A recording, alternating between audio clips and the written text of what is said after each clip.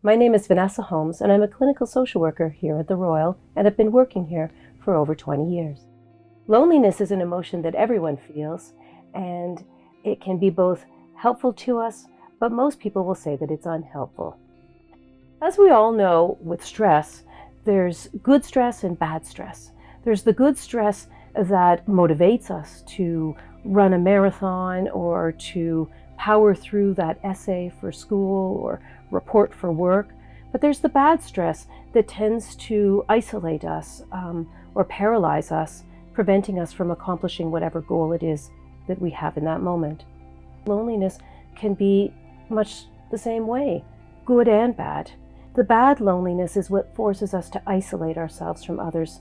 Even if I'm standing at that party, I may be isolating because I simply can't, or I'm resistant to finding a way to connect with other people at the party.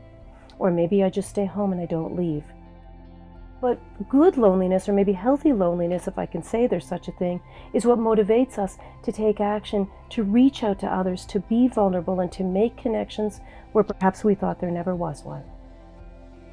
The definition of loneliness is the perception, real or perceived, of not having a meaningful connection with another person. So for instance, a person can feel lonely in their own romantic relationship, or can feel lonely at a party simply because they don't have the sense that they are connected to anyone. Mind you, we can also be alone and not feel lonely. So really, loneliness is an individual experience. If you're feeling lonely, here are some tips that may be helpful to you. For instance, doing little random acts of kindness offered with sincerity, such as offering to buy somebody a cup of coffee when you're at the lineup at a cafeteria.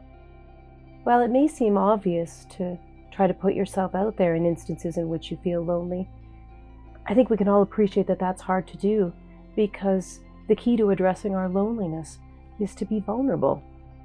Even if it is to introduce yourself to a new person at a party, that's really, really hard to do. But it may be worth all the effort with what it may bring.